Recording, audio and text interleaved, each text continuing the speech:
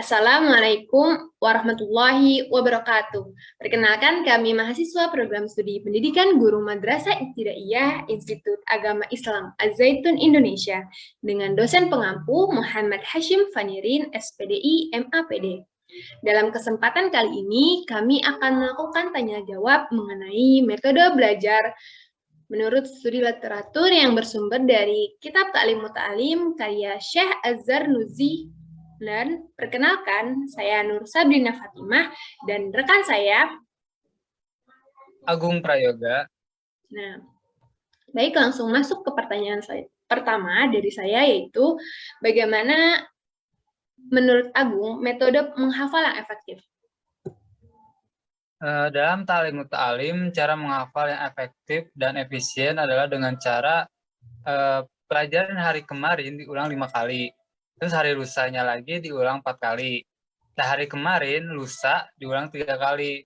Terus hari sebelumnya itu diulang 2 kali. Dan hari sebelumnya lagi 1 kali. Seperti itu.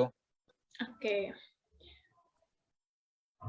Kemudian, mengapa hari Rabu dijadikan sebagai hari memulainya belajar? Nah, guru kita Syekh Islam Burhanuddin memulai belajar tepat pada hari Rabu.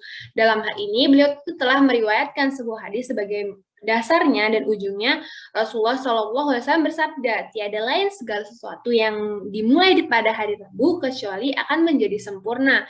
Nah, demikian juga kenapa pada hari Rabu itu Allah menciptakan cahaya dan hari itu pula merupakan hari sial bagi orang yang kafir, di mana merupakan berkah bagi orang mukmin. Nah, selanjutnya, bagaimana cara mengulang pelajaran yang baik?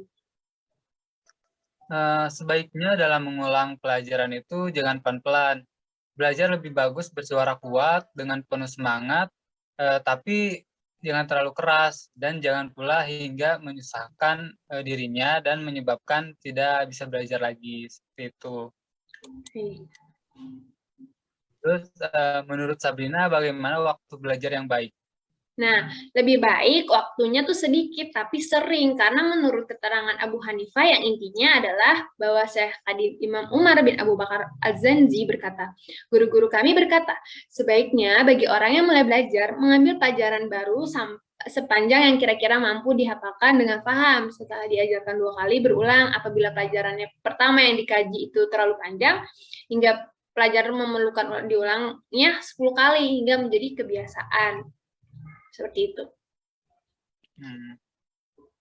Nah, pertanyaan selanjutnya, siapa yang harus dijadikan tumpuan atau sandaran bagi seorang pelajar?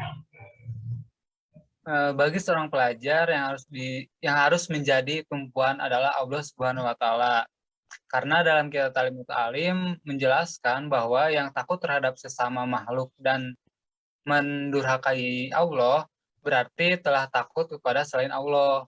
Lain lagi kalau kita takut kepada makhluknya namun telah takut kepada Allah. Dan dengan batasan syariat berarti tidak dianggap sebagai tidak takut kepada Allah Subhanahu wa Ta'ala. Begitu juga dengan menggantungkan harapan hanya kepada Allah Subhanahu wa Ta'ala.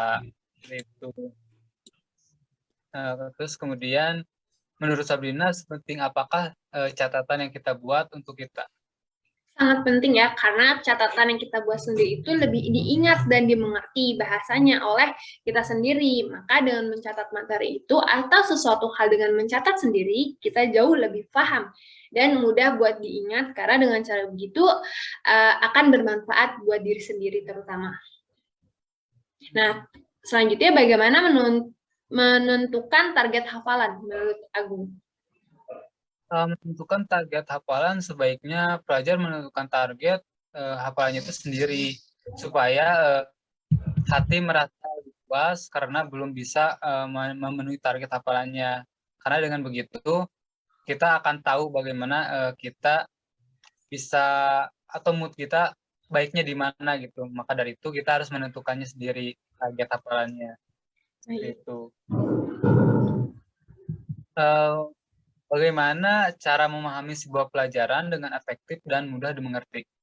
Nah, biasanya dengan membaca materi apa yang telah guru atau dosen sampaikan ya, dan memahami materi juga terkadang membuat catatan. Nah, setelah itu membuat catatan kecil ya biasanya dan diingat, atau boleh juga dengan cara tadi kan setelah mencatat itu diangan-angan sendiri dan dipikir-pikir dan sering juga diulang-ulang, karena bila pelajarannya baru itu hanya sedikit dan sering diulang-ulang, pada akhirnya dapat dimengerti seperti itu. Selanjutnya, bagaimana jika seorang alim bersifat tamak? Jika bersifat tamak, kalau sampai hal itu terjadi, maka hilanglah ilmunya dan ucapannya tidak bisa dibenarkan. Rasulullah bersabda, "Aku berlindung di diri kepada Allah dari sifat tamak yang membawa kepada taibat jahat." Seperti itu. Taibat jahat ya. Oke. Bagaimana cara berdoa dalam memahami pembelajaran? Nah, cara Atau berdoa dalam memahami pembelajaran itu yang pertama niat, dan yang kedua itu bersungguh-sungguh. Terus memanjatkan doa kepada Allah dan meratap dengan meronta. Nah, terus Allah pasti mengabulkan doa yang dimohonkan dan tidak mengabaikan orang yang mengharapkannya. Seperti itu. Nah, selanjutnya, kenapa orang zaman dahulu sebelum belajar ilmu agama, mereka belajar bekerja? Dalam kitab Talmud Ta'alim menjelaskan bahwa mereka mempelajari keterampilan bekerja terlebih dahulu untuk menghindari sifat tamak atau mengharapkan harta orang lain dalam sebuah perkataan hikmah. Barang siapa mencukupi diri dengan harta orang lain, berarti ia melarat. Seperti itu. Menurut Sabrina, apakah bermusyawarah itu penting dalam membahas pembelajaran atau gimana? Nah, gini ya, jadi seorang pelajar seharusnya itu melakukan muzakarah atau forum saling mengingatkan, mudaharoh forum saling mengadu pandangan, dan mudharohah diskusi. Nah, mudaharoh ini dan mukazaroh adalah cara dalam melakukan musyawarah, sedangkan permusyawaratan itu sendiri dimaksudkan guna mencari kebenaran. Karena itu harus dilakukan dengan penghayatan, tenang, dan penuh keinsafan, dan tidak akan berhasil bila dilakukan dengan cara kekerasan dan berlatar belakang yang tidak baik. Nah, faedah mudahara dan mukharabah itu jelas lebih besar daripada sekadar mengulang pelajaran sendirian, sebab di samping berarti mengulang pelajaran juga menambah pengetahuan yang baru. Seperti itu. Nah, selanjutnya, perlukah pengorbanan harta demi menuntut ilmu? Tentu saja, sangat perlu lah. Apalagi seorang pelajar tidak perlu merasa segan gitu untuk mengeluarkan harta untuk memberikan atau membeli kitab-kitab serta menulis dan mengkajinya. Karena hal tersebut memudahkan belajar dan bertafakuh, yaitu tafakuh adalah jika seorang mencari ilmu kemudian ia mengkhususkan padanya, seperti itu. Selanjutnya, mengapa setiap orang harus memikirkan dalam mendapatkan ilmu? Pelajar hendaknya itu membiasakan diri sepanjang waktu untuk mengangan-angan dan memikirkan. Nah, karena itu orang berkata, angan-angan itu pasti akan kau temukan. Agar omongan tepat itu harus terlebih dahulu diangan-angan sebelum berbicara. Ucapan adalah laksana anak panah, di mana tepat pada sasaran bila dibandingkan terlebih dahulu dengan mengangan-angan. Dalam usul fikih ada dikatakan bahwa mengangan-angan adalah dasar yang amat penting. Maksudnya, hendaklah ucapan ahli fikih yang valid itu terlebih dahulu harus diangan-angan atau dipikirkan. Seperti itu. Nah, tadi itu kan pertanyaan selanjutnya itu, perlukah seorang pelajar itu mengetahui kekurangan dirinya?